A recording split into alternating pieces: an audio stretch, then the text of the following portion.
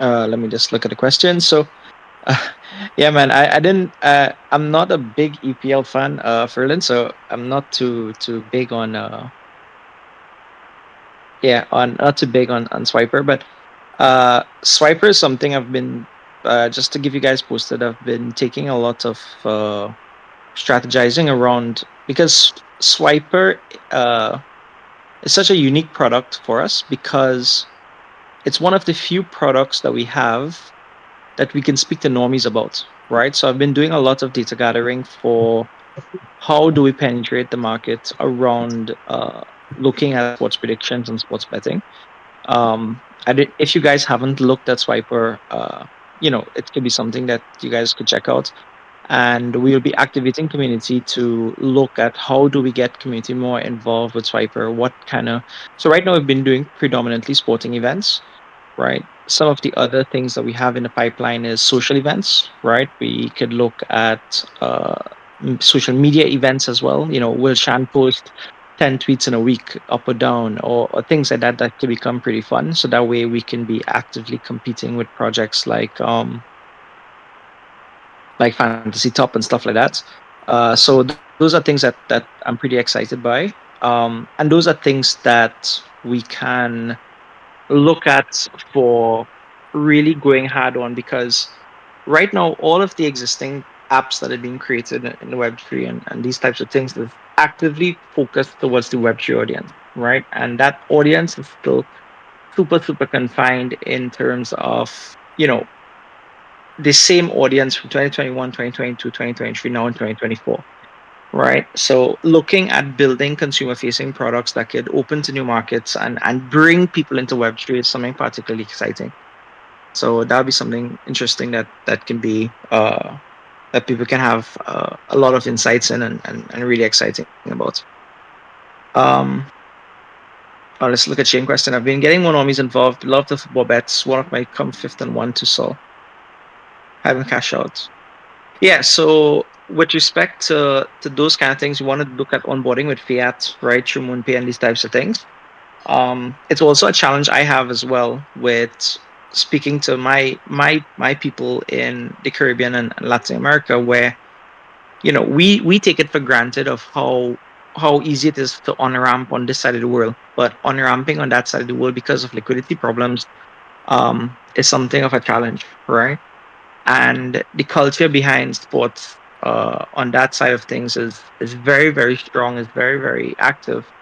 So all these are significant challenges that we just have to look at, especially where, and that's how we know early, right? Like on this side of the world, we really do talk about on-ramping problems, right? And problems that credit card issues and all these things, but on that side of the world, it's significant problems that a lot of people face. So it's always interesting to see that how do we not and not just us, but how does builders in Web3 try to solve these kind of major institutional problems. Um,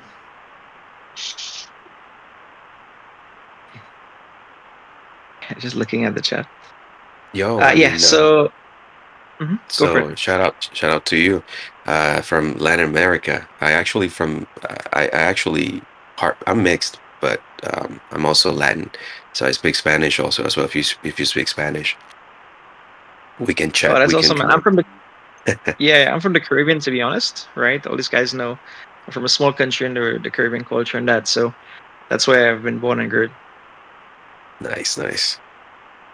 Well, thank you for the update. I think, yeah, definitely, I need to dive in more into it. It sounds fun, and it's also something that uh, I guess it has a lot of use case. A lot of people are start using that prediction markets and stuff. So yeah, I'm gonna try to dive into understand it more. Perfect. Okay, let me just jump into some other updates we have. I know everyone is asking about the art leaks. Let me see if I can get a leak. Maybe Nostradamus, if you're here, maybe you could just show one of the new legendary arts. Should I share the one that I shared with you this morning? Yeah, that'd be fine. Okay. You sure? Okay. Leaky, Okay. leaky, Let's go baby, for it. leak it.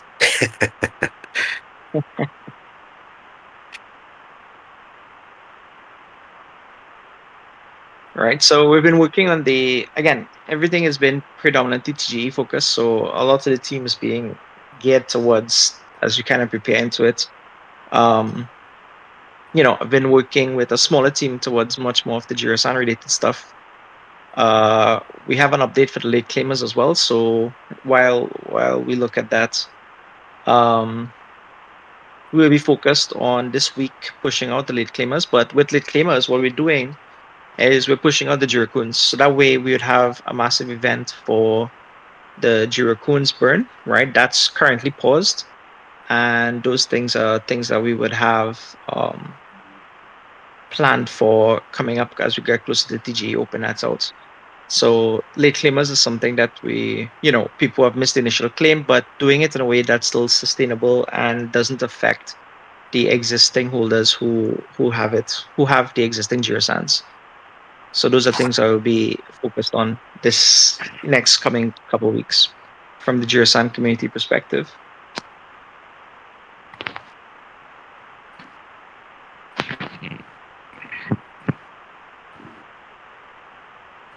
Dropped it. Dropped it in the chat. Okay. Non-achiever.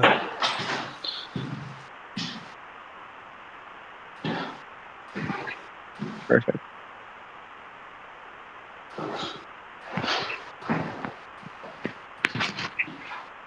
All right. So this would be the creators Jira, right? So maybe if the yeah, so this has to go for coloring now. Um, and then that would be the finishes touches on it.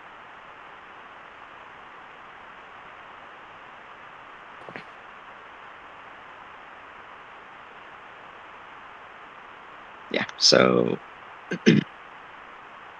we're tiling away. I know a lot of the conversations are about TGs coming up and stuff like that. Um, so those are things we want to be focused on.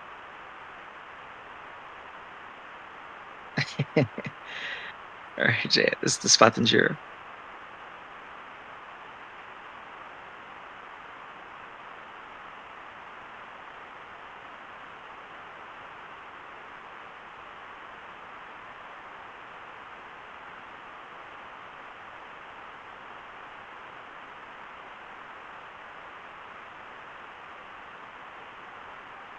Right. So I also want to I want to bring up something that we've been working on, and something community focused that we want to do much more of. So yeah. So we've been a pilot program, right? We've been working with yes, you're gonna tell us. I won't get into this. Shan's domain is TG stuff. Right? I won't get into that with you, Madar. Um, but yeah, the we've started a pilot program into doing a lot more in real life activation. Right? We were very much inspired by Shane, actually, who I think if some of you guys in the community would have seen, he posted a picture a couple months ago and he was saying, he's been talking about his peers and his audience around onboarding into Web3, right? And with Redacted around the corner, when you speak to these normie friends, right, it's always about the idea of Um, crypto Ku- is, Kami, you have a hot mic actually. Maybe you can mute yourself. let me see if I can mute Thank him you, as man. well. Okay, perfect. You can Guys continue. are, yeah, you guys are savage, man. Right. Yeah, so with that aspect of where was I? Right. So, when we're doing a lot of insights into it, still in terms of Web2, their perception of crypto is predominantly BTC, ETH, XRP.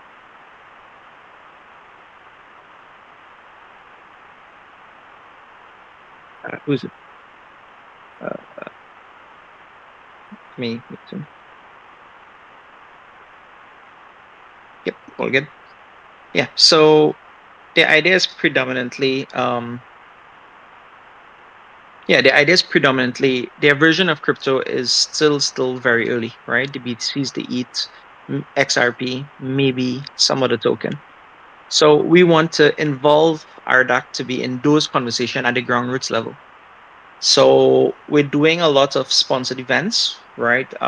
We have a very clear road plan of how we want to do these types of events of uh, answering these very ground root questions of Web3. You know, how do you on ramp? What is staking? What is, uh, you know, the very basic concepts that we take for granted as active members of Web3.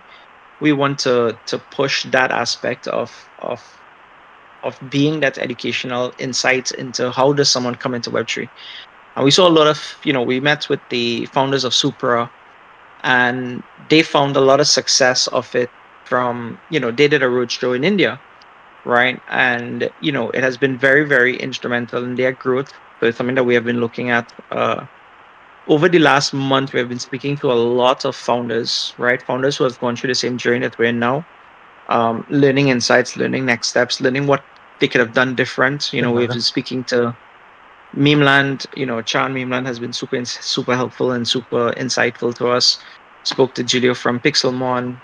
We spoke to the Super audience who just recently launched their token. So we've been getting a lot of those types of feedback so that we could make those types of pivotal changes as we need, right? As we head into the TGE side of things, pushing out our own token. So it has been really, especially hearing founders speak about what they could have done differently, knowing what they know now, knowing how they, of course, different times, different problems, different solutions. Those are things that that we have been learning a lot from. And these in real life activations is something that's been underexplored on Web3. And we got, we spoke to some of the, especially the super team who have strong regard. So we've been working with these God sent of Master Shan. Hello,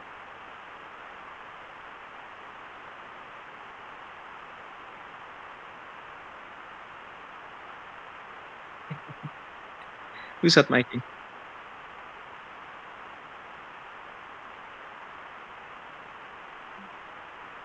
All right, let me just mute him.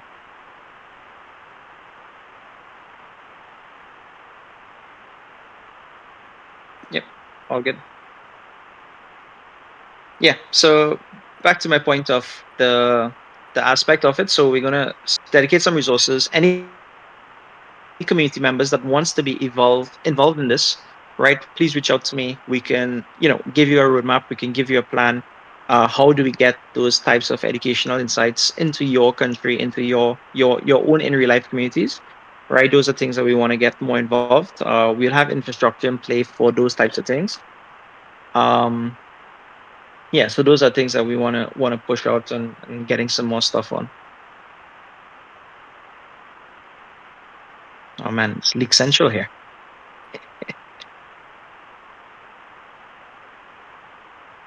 Whoever buys is gonna be happy soon. That's all I'm gonna say.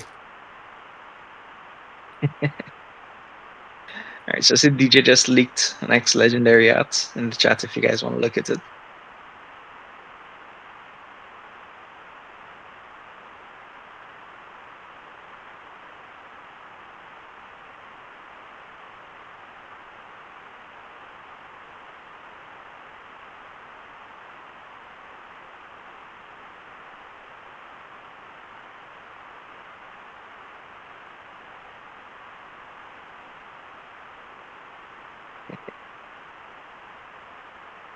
Yeah, so that's something that we've been actively working towards.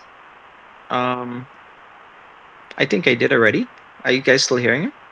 I'm getting no no hot mic from my side.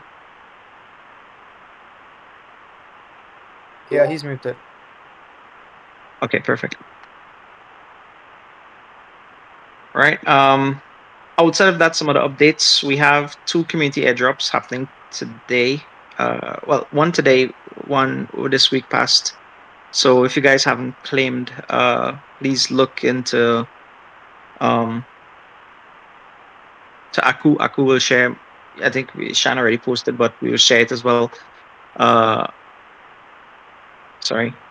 Yeah, we will share it as well to the community here in a bit, right? For your Dark the Ghost project. So both community members, Dark Machine and yeah, Dark Machine and Ghost's AI project. So those are two community that went to top 100 as well as some active members of the community that was handpicked by Shan. So from a community perspective, right, there's a lot of stuff coming up, uh, a lot of stuff that you know we are excited by to push out from it. We want to do more stuff with the Jirasan website, right? So we're just waiting on the devs to finish some of the stuff that they're working on so that we can continue work on that. Um, that we want to push with new updates there so that the website becomes the one stop shop for community, right? And we could do it from there. Uh, outside of that, not sure is the. Let me just check if census is census available for everyone to look at right now with the deck. I'm not sure. Oh yeah, They it is. Yeah. Well, um, We'll need someone from anyone's on the call to just try and slash command on JSON there. yeah. So anyone in the Jirasan layer could Yep. slash command census deck. Deck. Yeah. Maybe you guys could check it out live for us. In the JSON there. No, just Yeah, slash and you'd see like, oh yeah, oh PFN did it. yeah. Okay, yeah, the Jirasan layer, and Yeah, do it you in JSON. can. This is something we're going to announce by the end of the week. Um, so you guys can play around with that. I know it's always a challenge to be kept updated with about the project, what's happening, what you have missed on Discord, what you have missed from the team. So this is our unique solution for it. Um, if you guys have used it and it's working on the layer, just let us know in this chat here.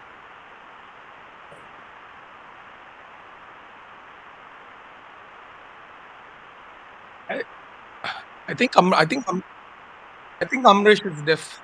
Like I don't know I don't know how Amresh continued to speak while there was like somebody like speaking in the back without like even like I'm not hearing even anything. I'm hearing nothing. oh, no way. Come on, like there was a guy like literally talking right next to you. Yeah, I Oh think we have to no. start moving to stage. I think I told him that Hey, maybe we Jira. move now. Maybe we just move to stage now. Yeah, let's move to Okay, yeah, stage. let's go for All those who slept with Amresh's talk, I think they'll be left behind. Let's it. go. Getting roasted.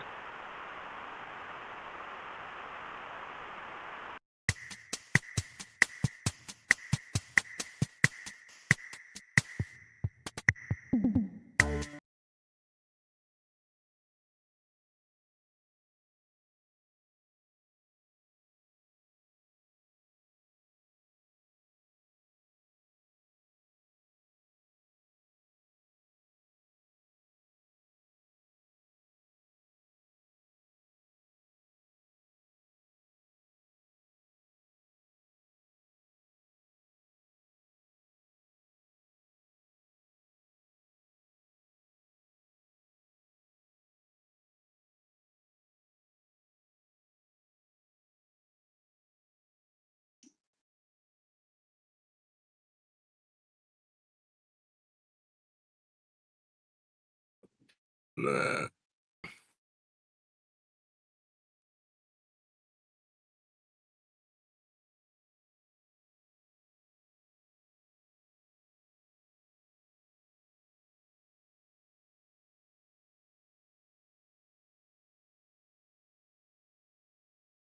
right?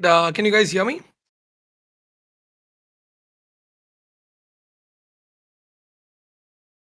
All right, perfect. Amrish, if you want to come up on the stage, just request. I'll just bring you up.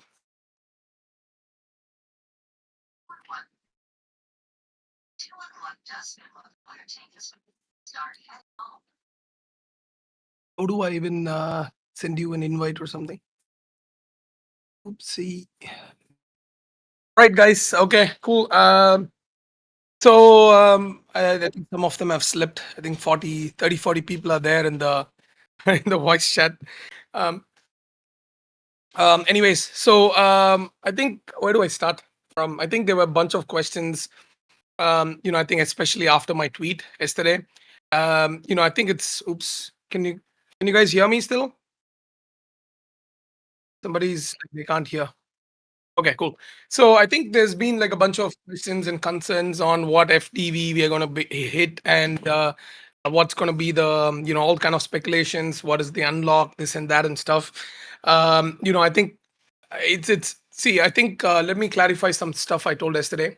Right, one of the hardest challenges for any NFT project is to maintain the value or the maintain the the correlation between the NFT and the like the tokens, right? Like it's always been a challenge.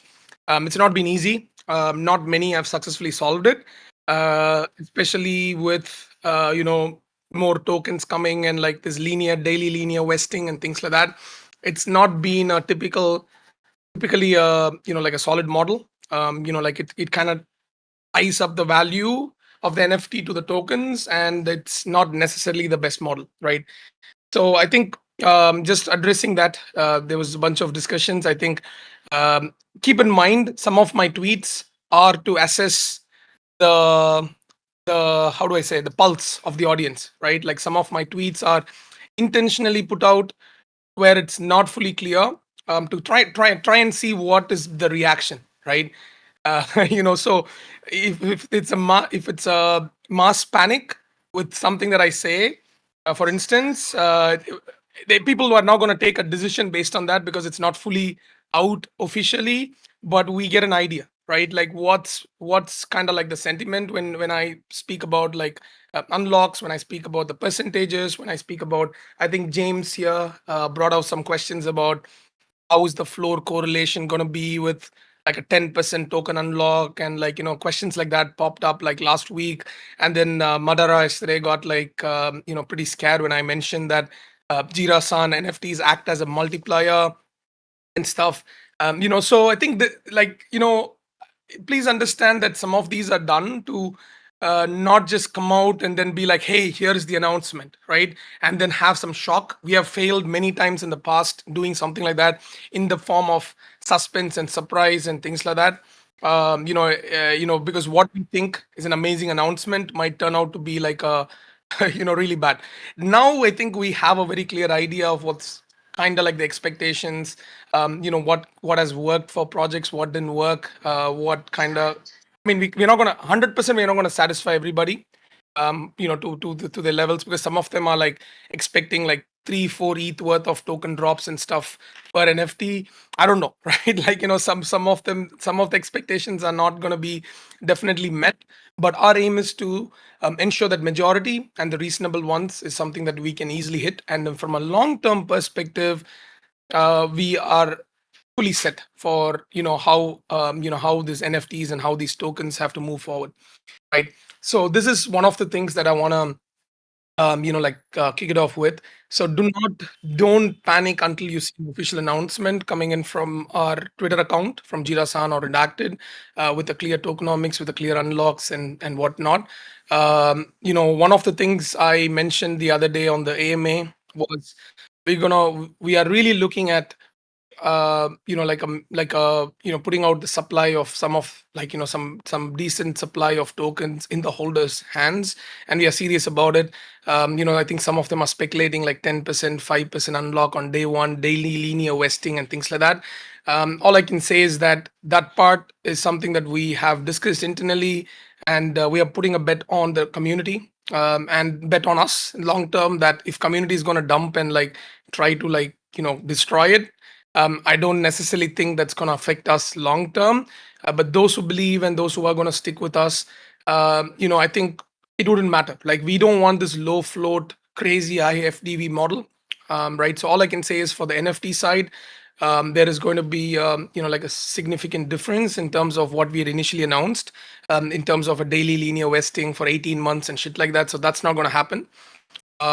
So um, no vesting, maybe, right, in a way, right? So it's let me put it this way, right? Either we are looking at something like, possibly, right, we are, as I said, this is a couple of things have to be falling in place, but we are either looking at a major unlock on day one or a full unlock, right? So just wait for the official announcement, but at the very least it's not going to be 5, 10, 15% and stuff like that. It's going to be much more than that, right? So that much I can say for sure.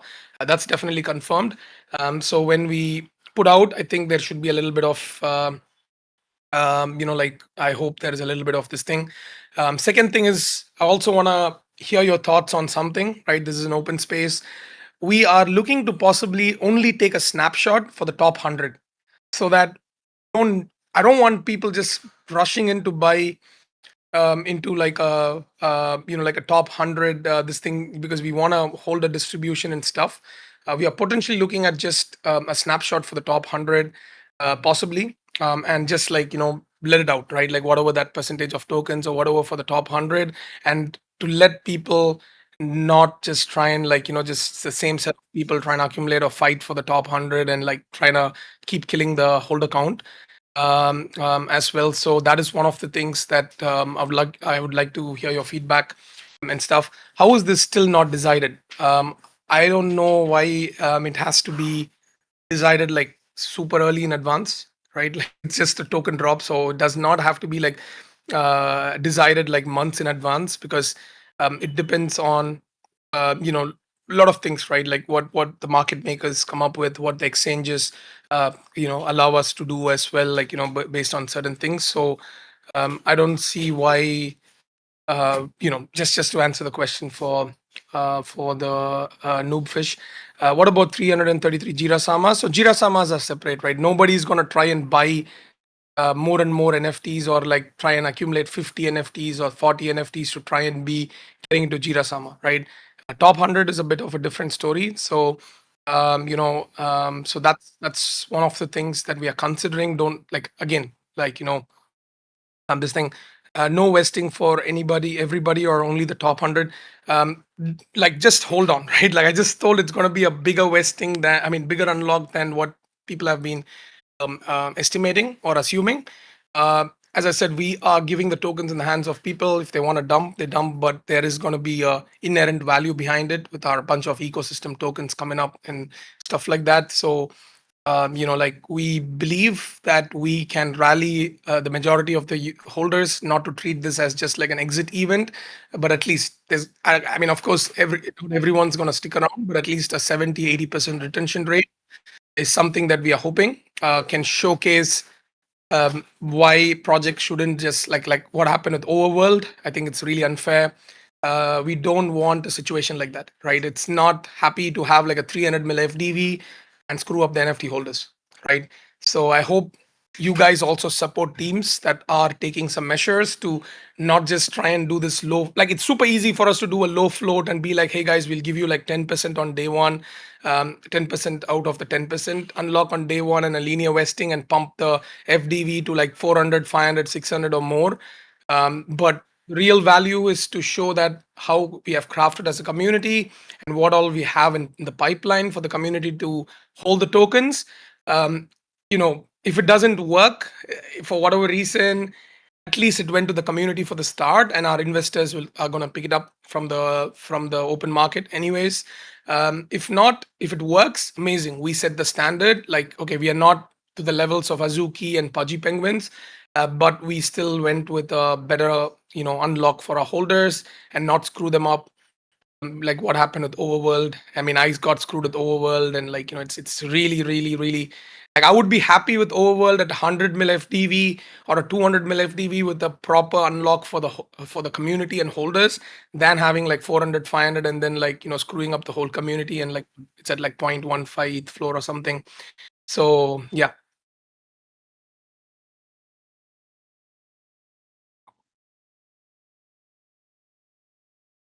Personally think that's a way better decision. Great job. Thanks, James. I think that's why we keep posting, right? James brought up like a big like he brought up some feedback to Amresh, and we discussed internally. So please keep in mind, when we tweet or when we chat with you guys, it's not the final decision. Market situation changes every day. We don't have to extremely change things.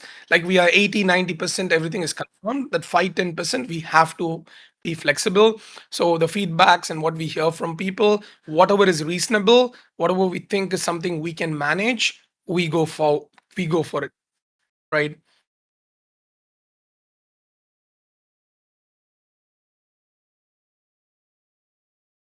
I think probably reality is a big unlock, means a big, pretty dump on TG, but I do think it's the best for longevity of RDAC. To be honest, guys, even with the plan, what we have in mind, the max is going to be like 15 to 20% of the total tokens unlocked on day one.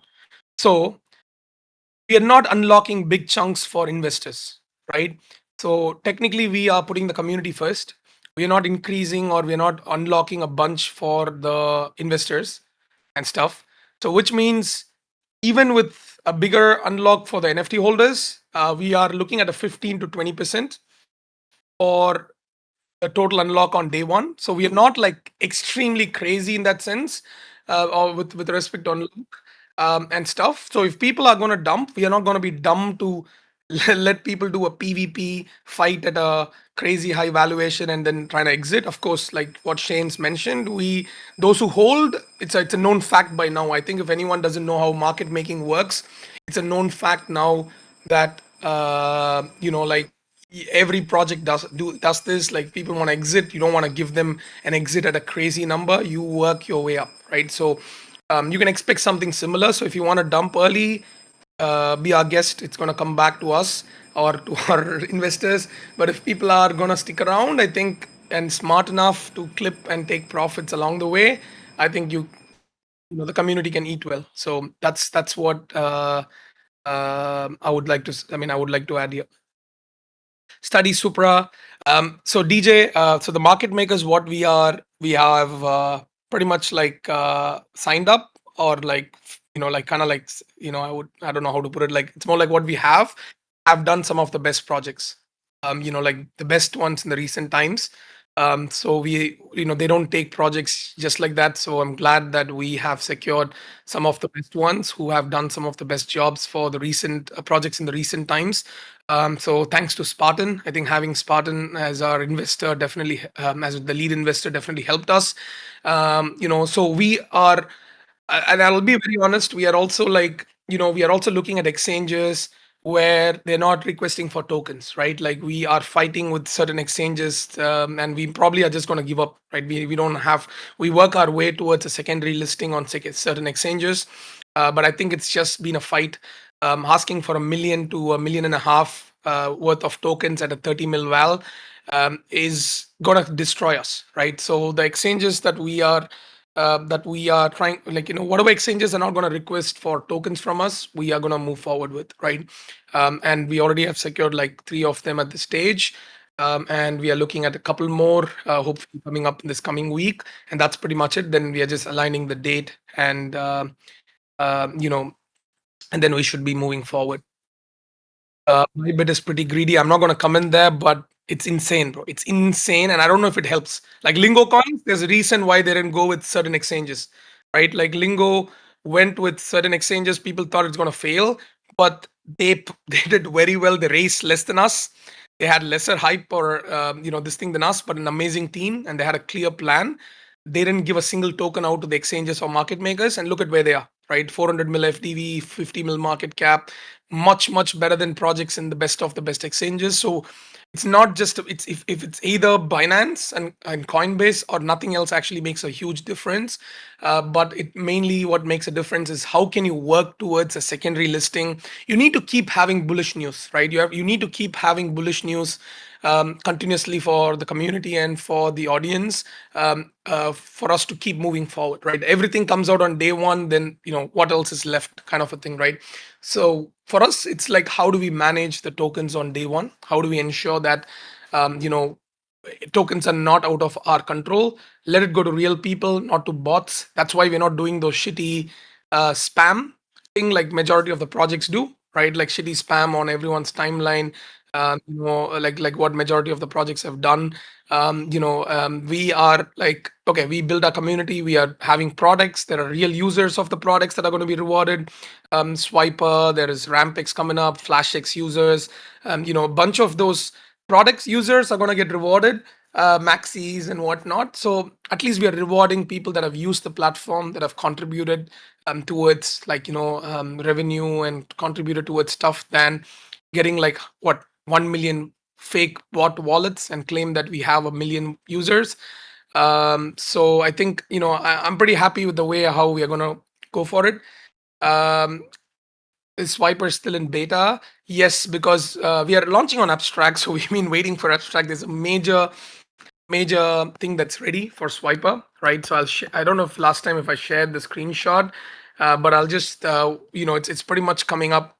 Let me just share a screenshot of what's coming up on Abstract, so you guys also are aware. So we are working on Abstract, Base, and Solana, right? So why I'm saying this is a beta is because we are waiting for Abstract to launch. There are like few what you see now with Swiper is just basically uh, how do I say? It's just very generic stuff, right? It's just like, okay, there's sports and stuff and whatnot. It's like we are trying to see if there's this thing. Let me just show once again. This is what's coming up for Swiper. Inside Swiper, there's a thing called Trader, right? So there's a thing called Trader. So for people to instantly and easily trade, and there's a lot more interesting features inside it for people that want to trade on the go.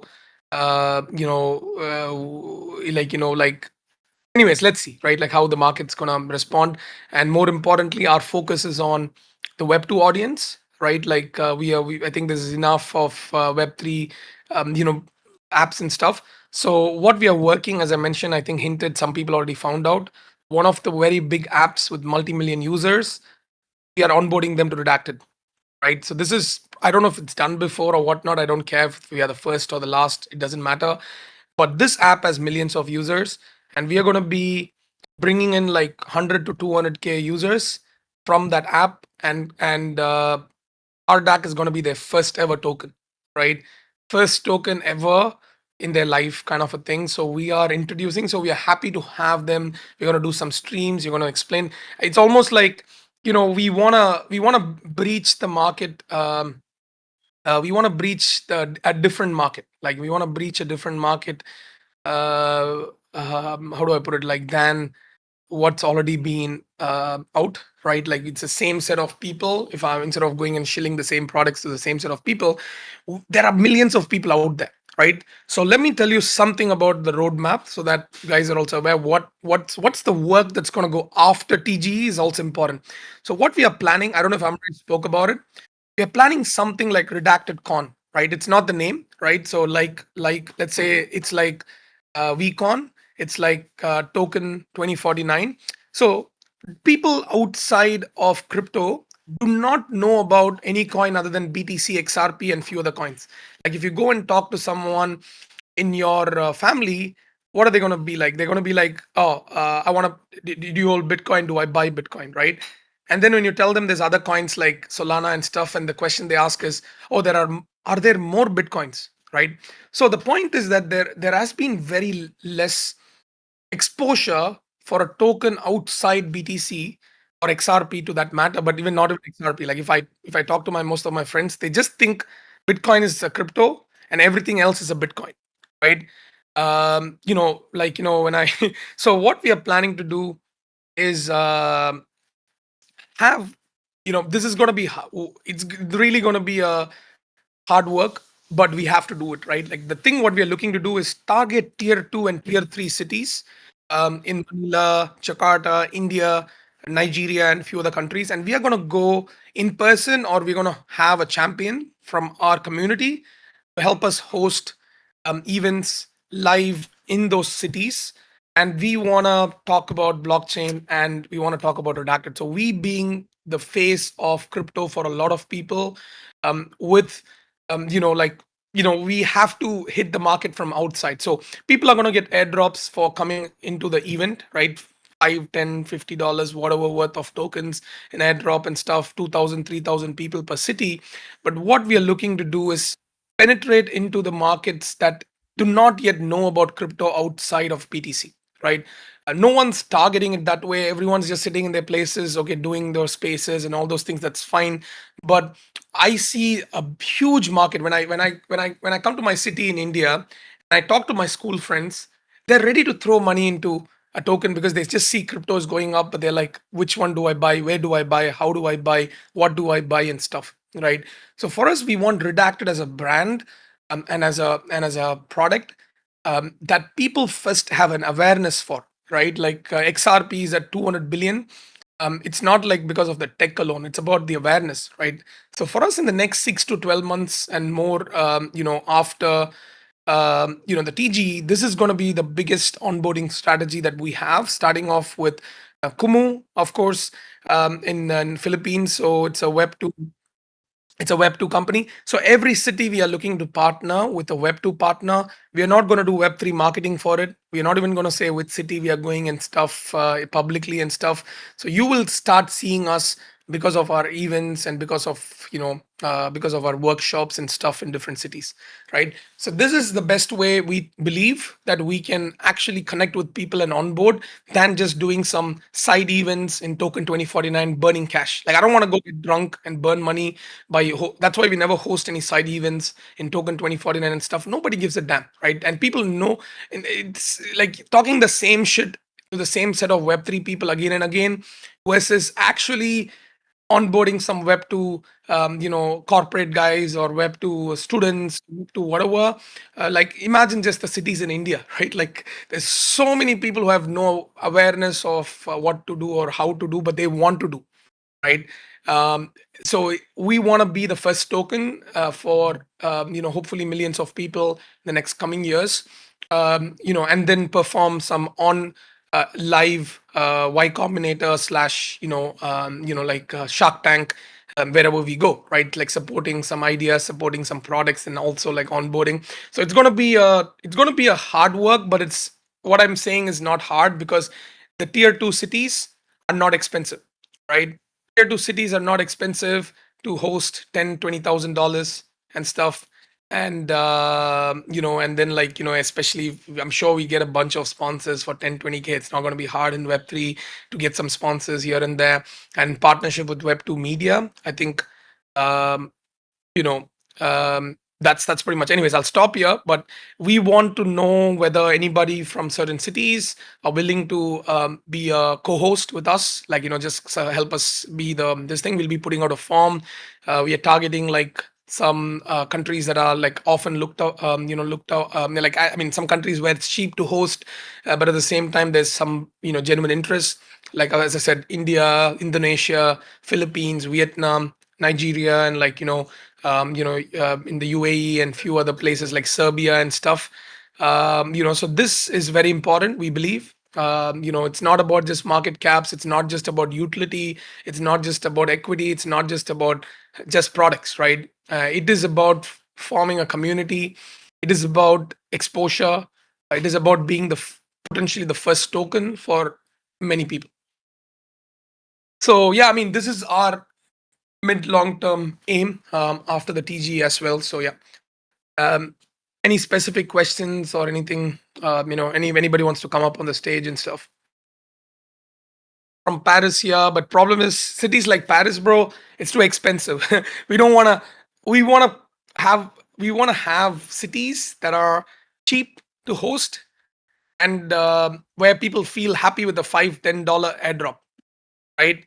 So like Malaysia, Vietnam, Philippines, India, for people coming in person, new Web2 audience getting a $5-10 worth of tokens in their currency, and we onboard them through Rampex or through our products.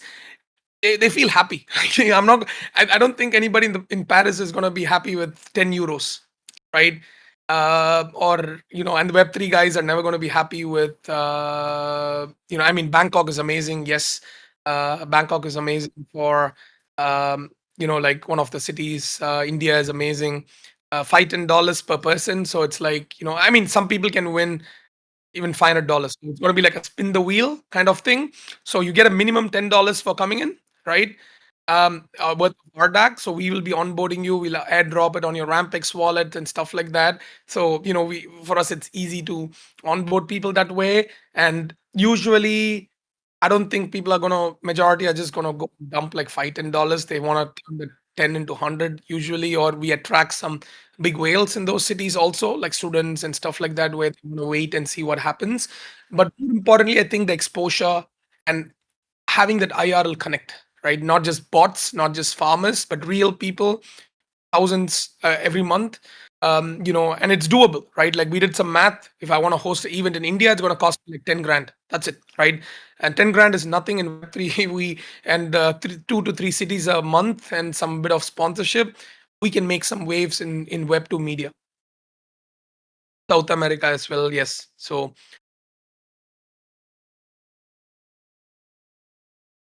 Hey, Sean. hey, Chan. Hey, what's going on? No, first off, congrats on stage Jira, first time ever. Love it.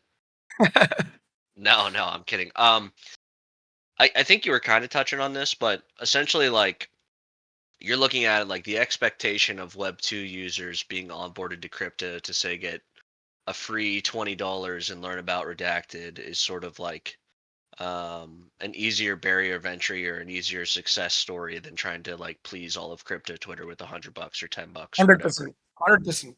It's Okay. impossible, bro. I can't Yeah. drop $10,000 for 10,000 people. I drop $10 for 1 million people. That's doable. Yeah, I think that makes sense, and it'll get people interested in like, oh, cool, I got $20 for attending an event, whatever. I guess I'm curious, like, I think it's a tall order to tell crypto Twitter about Jirasan, all the things they're working on, how to onboard them, etc. How do you view um, sort of onboarding Web2 users or quote unquote normies to redacted versus like the challenges that we see onboarding crypto natives even? I think, let me put it this way. You guys here on the stage, I'm assuming, I would say majority of them are smarter about crypto than the usual Web2 normies, right? I think we all can agree that part, right? Like, so in essence, if you guys are here understanding the vision and understanding, like, why we should be on Jirasan, for instance, from a Web2 audience perspective, it's easy to impress them when you talk about blockchain or the tech. Like anytime a Web 2, like just a simple example, I think I've tweeted about this. Whenever someone from Web 2, right, whether it's my friends, family, random people, when they ask me what I do and I find it hard and I say I'm a blockchain consultant, for example, because that's the easiest way. And then they ask, what do you do? What is crypto and stuff? Why blockchain and stuff? Just one example that I tell them actually makes a lot of sense for them, right? Like the example that I use is, okay, you open your bank account, you see $1 million. Can you prove to me that $1 million is there in the bank and the bank has not moved the money, or it's with bad loans and stuff and whatnot, right? Or can you confirm that you sent the money to someone with your bank? It's a weekend, you sent the money and they're claiming they didn't receive it. Is there a way for you to check, right? These are just the two questions I ask somebody and they're like, no way, right? And with blockchain, all I do is just demo very quickly, like how this is your account number, that's your wallet address, and this is your this thing, and see, when I send money from this account number to this account number, this is what happens, right? And that I can check the balance any moment and nobody can hack it. That's all they need to know, just as an example, right? So what happens is, I think the Web3 crypto Twitter, I think, has seen a bunch of things. They've gone through a lot of things. They've seen the best airdrops. They've seen a bunch of rugs. They've seen a lot of failures. They've seen some successes and whatnot. But from the Web2 side, they want to badly get in, right? They want to badly get in, and they don't know how, which one, why, what is the market cap, why should I buy, why shouldn't I buy $100 of BTC, right? Like why shouldn't I? They don't understand that buying $100 of BTC is not going to change their life, right? They want to buy Bitcoin, and I ask them how much you want to put in there. Like, I want to put like 5,000 rupees in India, right? 5,000 rupees in India is like $80, right? And I'm like, bro, if you're going to put $80 in BTC, you're not going to become, you don't have any shot at becoming a millionaire. That much I can say. Right? There's no way in hell at this levels, at these levels. Even that basic level of education is missing. Right? I don't want to go and shill redacted mindlessly. All I'm trying to do is put together a bunch of amazing people in those countries, in those cities, in a panel, quick 1 2 hour discussion on blockchain, some demonstrations, insert redacted in between. Here and there, what we are trying to do with redacted. Talk about a little bit about the market caps and stuff, and where are we in comparison to the market caps of some top 10, top 100 tokens, and what are the potential, right? So after that, if they get impressed with what's happening, and if they feel that okay, these guys know what they're doing, they're going to jump in, and we provide the tools on the spot for them with rampex or whatever. Like they can buy with their bank account instantly with rampex. Like that's one of the things with rampex, right? You can deposit money, INR or like pesos or whatnot, and you quickly can buy whatever tokens. And RDAC, of course, is going to be the one that's shining in the app when you go in. It's going to be like buy RDAC now. Is going to be the highlighted token that's going to be sticking there. And if they want to buy, they're going to buy, and they can, and if they don't buy, it's okay. At least we onboarded some users. They follow us, and we get some real followers from Web2. Even if we have a 5 to 10% conversion rate, that's great, right? And number two is, this is just not the whole team going on this entire mission, right? It's going to be me and probably Casey, right? Casey in the Southeast Asia, and like a few other people in different places. While Kevin, Amresh are still going to continue doing what they're going to do, and I'm going to attend my meetings. But who or which project is actually putting themselves out there, in real life, not just into the crypto events, but penetrating into the university level, like auditorium or seminars, like some smart students from some of the best universities, where they're looking into blockchain, crypto and whatnot. All I need is like if 5 to 10% of the thousands of people that we can come in, if RDAC is their first token, and always there's the first token, there is always, I held XRP for 8 years, right? That was my first ever token, and it's special. Like I'm still gonna hold. Like I suppose sold only like 50% or so like yesterday after 8 years. But for me, it was like why I didn't sell was like because that was my first token, and I wanted this to go into like 6 7 figures, and I just held it. I rode all the way up, and then when it came down, I'm like, okay, I'm gonna buy again. This is gonna go back to that same numbers, and I kept buying at the lows.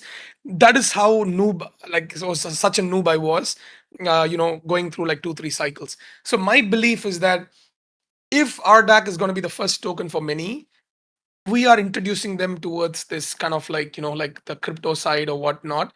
My belief is that they somehow DCA, or like they're trying to, when they see a dip in RDAC, they feel that it's cheap because they saw it high. Because a lot of my friends till date, right, like there's a guy yesterday who DM me, is like 2 days back, he's like, bro, I've been following Chain GPT, right? He doesn't own anything except like 50 rupees 50 Indian rupees worth of WIF. And I introduced him to an exchange called Coin DCX, so he just bought like a thing called WIF. And his point, not WIF, sorry.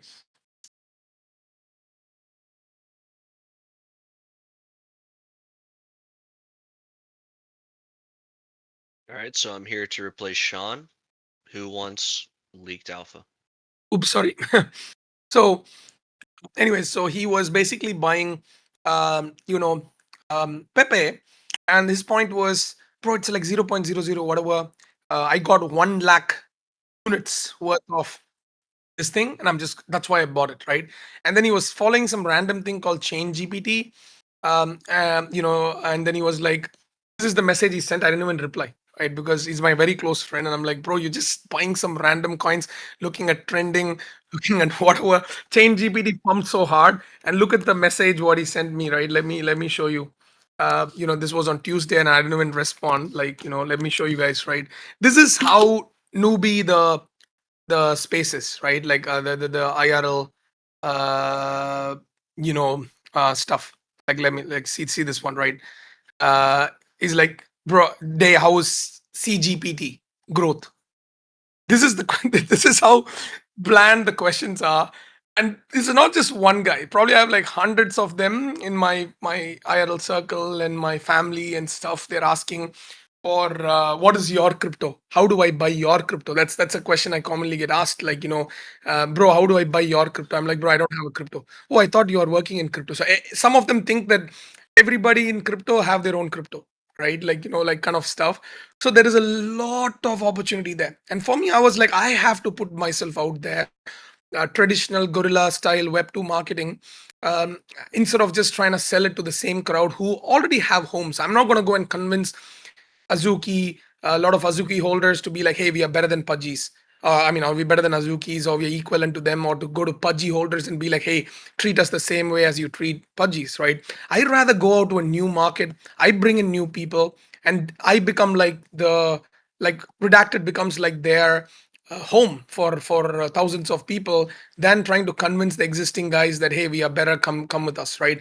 And Web3 audience, to be honest, is extremely spoiled, and it's very, very hard to make them like super, super happy. And that's why I'm talking about it very openly here with you guys, because uh, you know like look at this, right? Look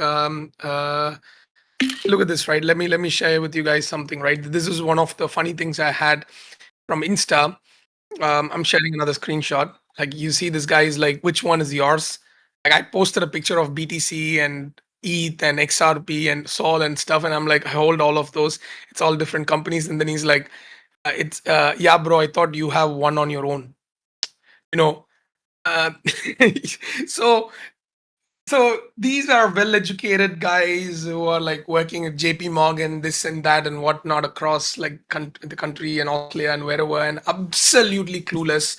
And they, with a very small set of group of people that I have, and then there's another guy who was like, should I buy some? Look at this, right? So I'm just sharing some of these things, right? Like, last one, right? Like, so. Um, this is another one, right? One of my other friends, he was like, do you use this? And he's like, good for beginners. Then he was like, I bought the first floor to play with, couldn't find Giga. I guess I need to use a different platform. So yeah, anyways, I think you guys got the idea. There is a huge opportunity there for us to be bigger than a lot of coins, and not a lot of them are doing the traditional kind of push. It's just going to the same set of crypto audience, which is like few 100,000 people. I rather go and like bring a new set of people into crypto through our deck. Yeah, Sean. So that makes a lot of sense, and I think it reminds me. I don't know if anyone's familiar with like the Coinbase Quest, but Coinbase usually partners with like a lot of random cryptos. You do small little quests on the platform, and you get $5-10 worth of whatever that crypto is. And like, to be honest, even as a crypto native, I've held those tokens, and they're just sort of like the dust in the bottom of your account, whatever. And I think that makes sense from like people aren't looking for uh how to trade this $5-10 airdrop into $100 or whatever it is, and it gets people interested. But I do wonder, from like an educational perspective, you know are you thinking about ways that we can add value, that we don't have people saying like RDAC to $100 on TikTok with like these crazy expectations, or like you know having uninformed investors or people holding the token is like one thing, but is there any sort of like educational thing you're thinking about to keep them informed to some degree? Of course, man. See, the problem is crypto is a speculative market. I said this before. If I'm gonna go out and like just talk everything as it is, it's not gonna work, right? Like, I've seen that many times. If I'm gonna showcase our entire like our book, right? Like, accounting book or whatnot, and I'm just gonna be like, hey, we have this many millions, we're making so many millions, put us wherever you want. It's not going to work, right? They're going to put somewhere else. Like, has anybody questioned why is this coin like at 3 billion when the revenue is like 10 million, right? So I think in web in with respect to crypto, I think if someone's going to ask, can RDAC hit $100 with a 1 billion supply, I have to answer yes. I can't say no. That's the kind of situation that we are in a crypto world, right? If I'm going to say, no, guys, it's not going to be realistic, for example, and it's not going to work. And especially with the Web2 audience, I'm not going to go and sell them like, hey, we're going to go to 100. That's not what I'm doing or aiming to do. And the aim for us here is that we are the onboarders for a lot of Web 2 audience into Web 3, right? They naturally feel, inclined to RDAC or Redacted as a brand because they see it, they love the vision, or they find us smart because we talk about a lot of things they have no idea about. And whenever you talk about things people have no idea about, and your answers are convincing, they're going to think you're like a guy with a 200 IQ, although that's not the truth, but they feel that way, right? Like you, when Michael Saylor keeps talking about the same shit about BTC again and again with no actual substance and stuff, but people, like, they love it, right? Like, it works. So I think we have to build that army, and that army is not going to just come from the Web3 side alone. It has to come a little bit from the outside. If not, we are going to be one of the 1,000 coins. I'm sorry, but if I'm going to just do a token drop and I'm going to sit and sleep, and if I'm just going to keep building products, no way. I don't think we're ever going to hit a $10 billion or a $20 billion, even a shot at it. I mean, like, I'm doing this not for money. Like, I've got 8+ figures net worth, and I'm not doing this to come and make some money. This is peanuts. What's happening in Web3 for me, it's either hit like super hard or like don't do shit, right? And that's why I'm in Web3 personally for. And if I think that there is no chance for us to hit like a 1, 5, $10 billion down the line, with whatever that we are doing, or with our pivots, or whatever that we have in hand, I don't want to be in this space. Like, I rather do like what Kyung did today, right? I'd be like, hey, there's a new CEO, there's a new team, I made my money. What can you guys do? There's nothing. Like, there's nothing you can do to sue Kyung or anybody, right? Because he didn't do anything. He's there. He handed over after 6, 7 months, made some millions, and he took his salary and whatnot, and he's out. So my thing is, we have to look bigger. We have to look outside. We can't be in the same bubble, and we don't want to copy anybody else, right? But we can get inspired. We get inspired by XRP. XRP is a real inspiration. As much as people joked about it, the jokes on people who are teasing about XRP. Now, how many X's did it do in the last 3 months? 10x versus what happened with ETH or Sol and stuff in the last 3 months, right?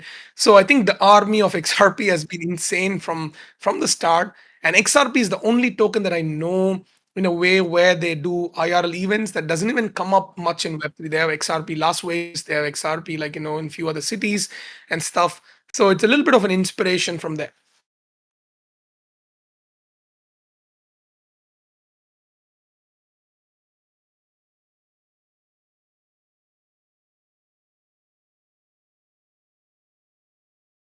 All right, guys. Any other questions?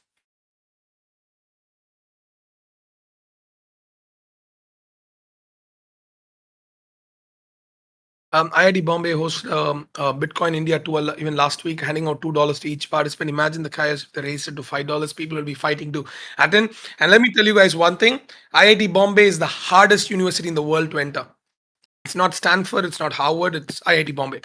Go and research about it. And if if Bitcoin's event with $2 handover per person to attend created the chaos, some of the smartest students out there, we can also attract a bunch of talent as well, apart from what we are trying to achieve.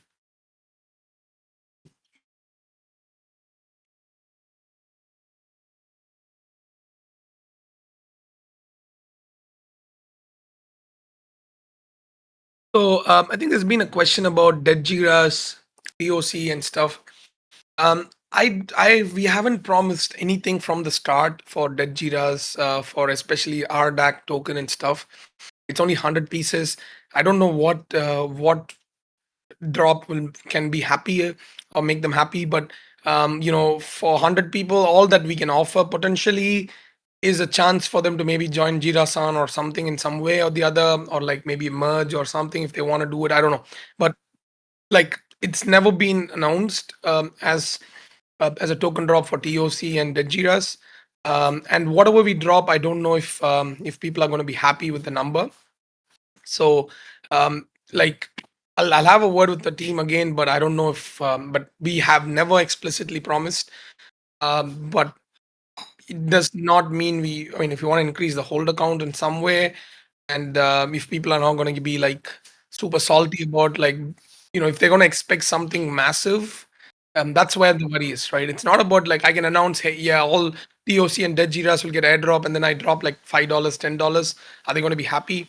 That's the point, right? So that's the biggest problem, that we can. So for the burn, yes, it's 21st Jan. Yeah.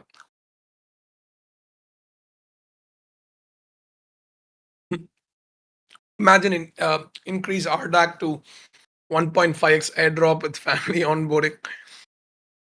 Yeah, I mean, why not? That's going to be in the, yeah, let's see. Like, tokenomics 21st Jan. Yep, possibly.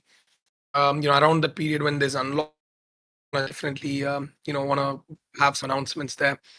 No.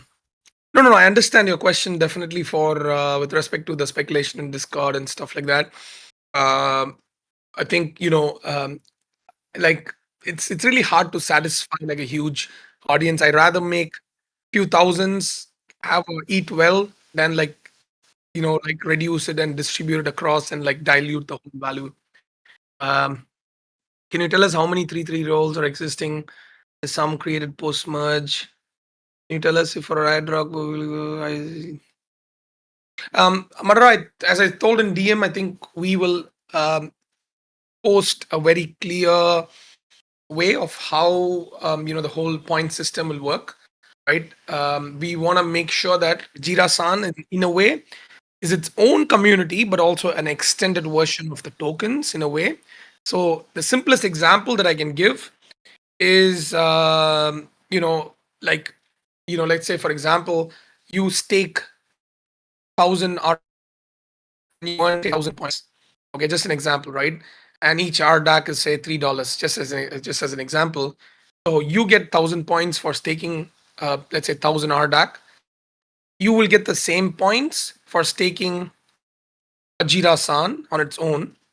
But when you have the token plus the NFT, it's going to have a booster. So this way, we don't have to tie tokens to the NFTs in a way. It can keep earning whatever it's earning. And everybody can participate in whatever airdrops or pools or launch pads or token drops or anything as a whole. But while the NFT on its own is going to have its own set of value, right? So that's the thing. So RDAC $3 confirmed. Yes, it's 100 million supply. Yeah.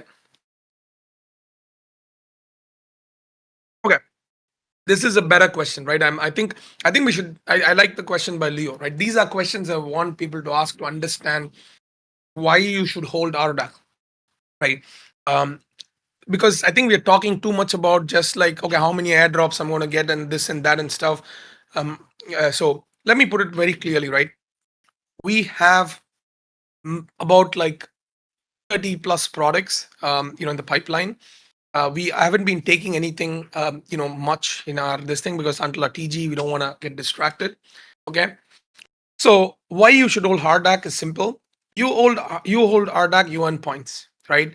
With those points, number one, you're gonna get token drops from our ecosystem products, which is already like at least 6, 7 already confirmed. They all have their own races. That's Rampex, iAgent, and FlashX, and a bunch of them.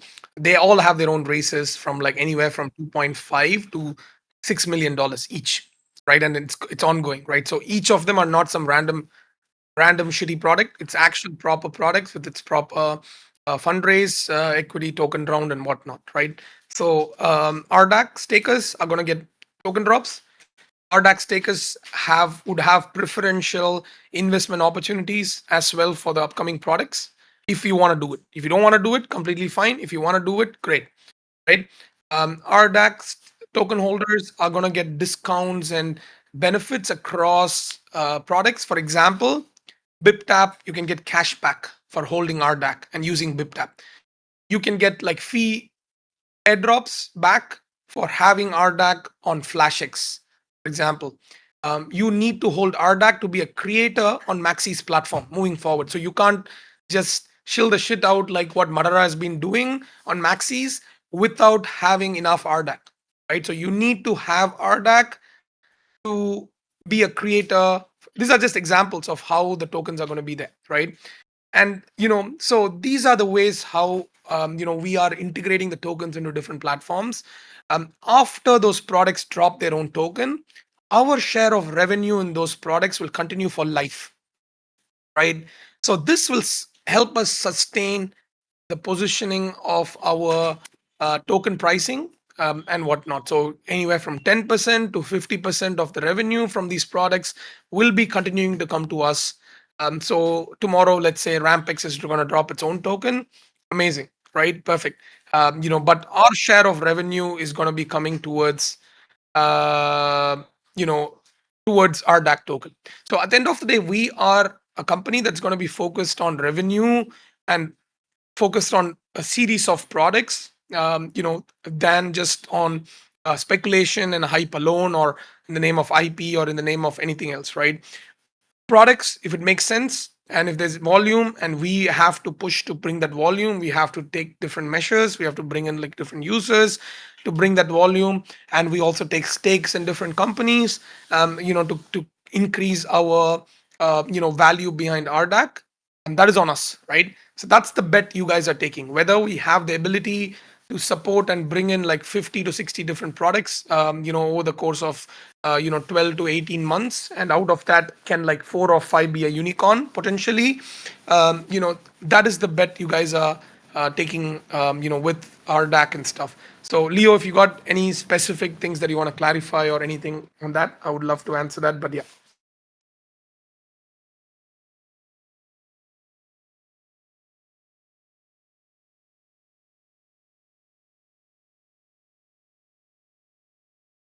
I think we might put out a form first, maybe before the TGE, just to onboard some guys for Jirasama. If that's the question, I think we can do that. When addressing Bullets, guys, I told many, many, many times, it's a very sensitive topic. We have equity in them. That part, nothing has changed. But there has been a little bit of some confusion between us and them, right? In terms of whatever has been agreed on and what's going on, right? So we are not going to leave it simply. Anyways, we are going to do what's the best for both our ecosystems. And Bullex is one of our, of course, the most successful product from our equity stake and stuff. So we are trying to handle it sensitively. I really don't want to jump into it till there's a thing, but there is nothing that changes our stake in them officially. Nothing that changes the fact that we brought them to the space, and nothing that changes the fact that a lot of people got into Bullets because of Jirasan and Jirasan community. Anything else, there has been it happens, right? These kind of things happen in a business, right? When a product overshoots, they then feel like they maybe gave out too much. When they hit like you won't realize when the product is small, it'll start hurting you when the product grows big. That's why this is also a test for us. That's how you test how well have you got yourself covered and stuff. So I will refrain from answering anything more until we have a clear thing. We will sort things out before the TG anyways. Yes, we have a legal document. Yes.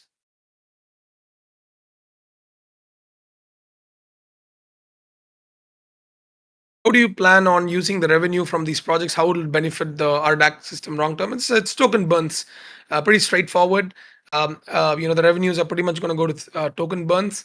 A percentage might be kept aside for our function, but I don't think that's going to be like we don't necessarily need it. We have also some other revenue streams, and we get some we are generating some amount of revenue from outside with a little bit of USDT staked and stuff. So we don't necessarily have to touch any of this. So for us, the real value comes from the token. So the revenue coming from these projects will be used for RDAC token buybacks and burns.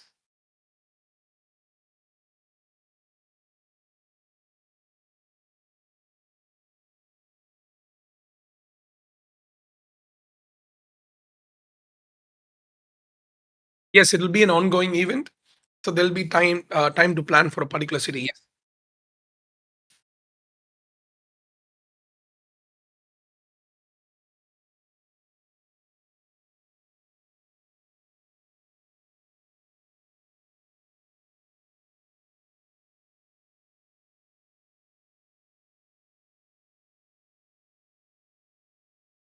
For the YouTuber and Web3 KOL marketing campaign type of deal going into TG, when is that campaign launching? Some of them have already launched in certain niche markets, right? Like that's why like we are in a bubble. Like you guys are in a, we are all in a big bubble.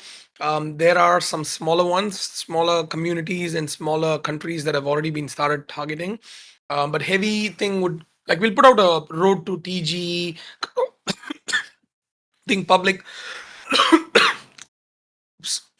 So one thing I told is we promised 100%. It's dropping this quarter and 100% in Jan. That's what I mentioned.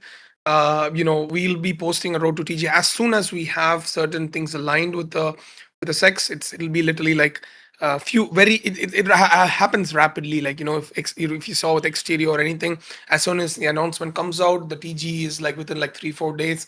So it's dependent on just few more things, but 100% it's going on in the next coming weeks for sure. Not 100% in Jan.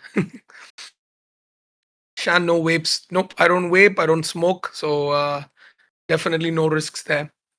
Are you going to plan RDAC on different chains? Yes, definitely. Yep. It's better to host these events at university and colleges. Absolutely, like 90%. That's where we are at in terms of planning with universities and colleges, but also corporate offices and stuff to ensure that we have people coming in with some actual money behind them to possibly buy more of those tokens. Hyperliquid auction for the ticker and spot listing. See, I think we are assessing, right? Like there hasn't been like a lot of volume, um, you know, a lot of volume on Hyperliquid for spot yet. So there's Hyperliquid EVM coming out, this month. I think, right? I think this month or the early next month. So we'll be assessing, how the volume is. So I don't know if it actually makes a huge difference, especially for if maybe a Dex only listing. I think it makes a big difference, but I don't know if the volume or the price action is worth the 400K now, right? But eventually, we would definitely want to explore that.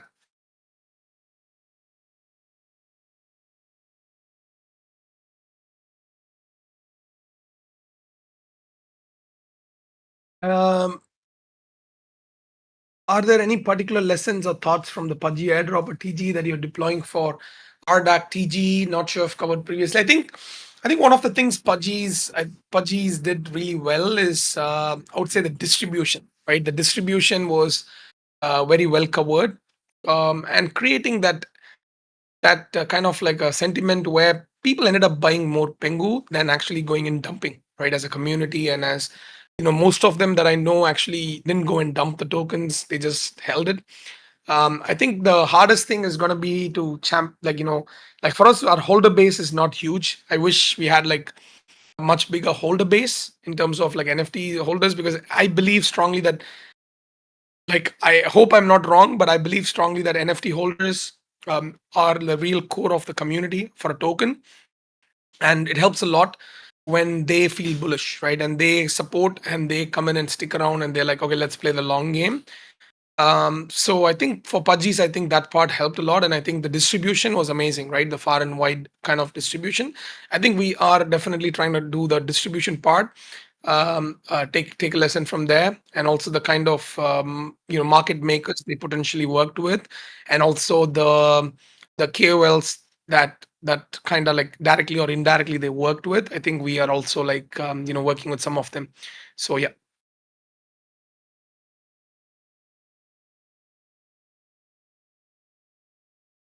Did you see Mon price action after spot listing? Yes, it was for few hours. After that, it went back down.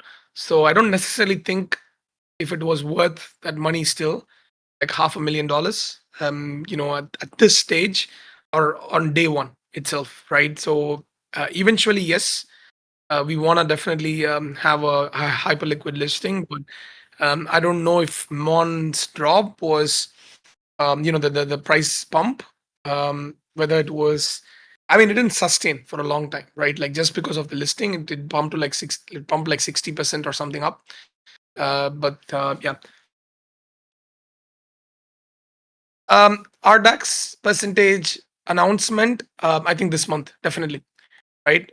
This month, definitely around Jan 21 or around that period, I think we'll definitely be announcing the percentage of supply and stuff to, holders for sure. This month, definitely. Are we planning to wait for the abstract mainnet launch before the announcement of redacted TG? Not exactly, bro. I think I told you about the redacted TG. It's just dependent on like certain coordinations with potentially a public sale, like a big public sale platform, and also exchanges. So we have to just coordinate dates. As I mentioned, it's not that like I wish it was a Dex only world, and we thought about it, a Dex only launch, but for a race of our magnitude, it doesn't make sense. So we are forced to go with the sex, and we have to have some coordinations amongst the sexes. There's hundreds of projects applying and this and that. For us, it's about the coordination of dates, so it's not related to abstract mainnet.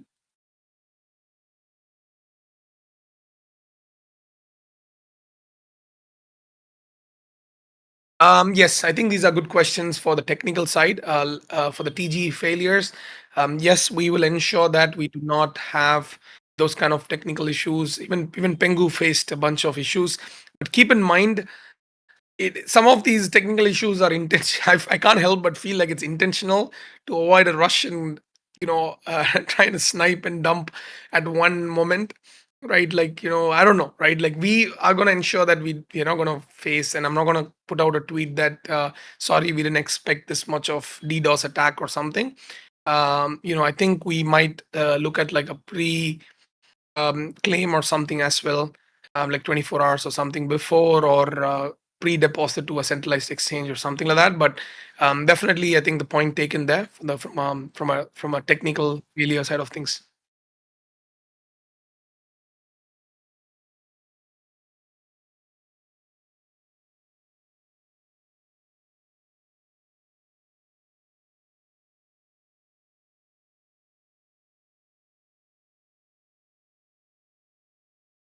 Are there going to be any hurdles by an authority in a city? I absolutely don't think so.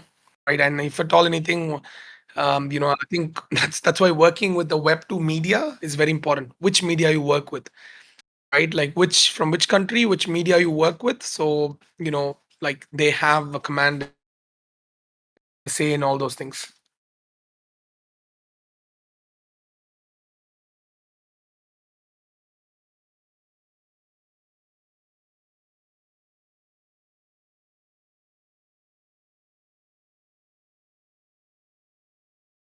I answered about the Jira. So for now, nope, no plans for that.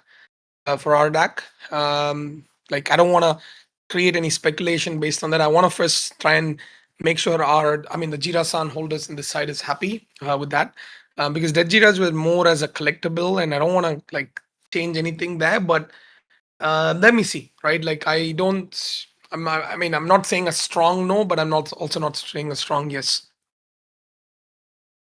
Will there be a RDAC public sales for certain communities? Nope. It's not going to be a certain community sale. We either do it in a grand manner with a certain big launch pad. We either do it with a certain big launch pad or we don't do it. Right? We're not going to do a community sale most, as I said, like 99%. So we don't want to extract money from you guys.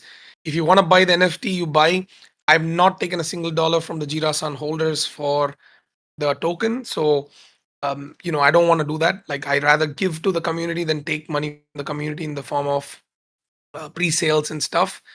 So as I said, like there's one launch pad that we have almost signed, and it's one of the biggest ones in the space, and not CD5. CD5 is of course amazing, but I think we want to target different audience and different crowd that do not know about redacted. Like this is purely to get um, no, not as fund, not as fund. So this is to target audience from who do not know about redacted, like at least gaining that exposure part. That's very important. So we're looking at probably a $70 million or $80 million kind of like an FTV raise kind of a thing. So yeah.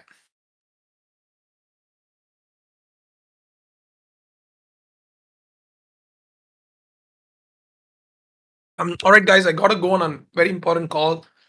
Um, If I missed any questions, Amresh, if you can collect the questions or if you can't answer, or if you can answer, that'd be great. You want to come up on stage, and if you're still, if you still haven't slept,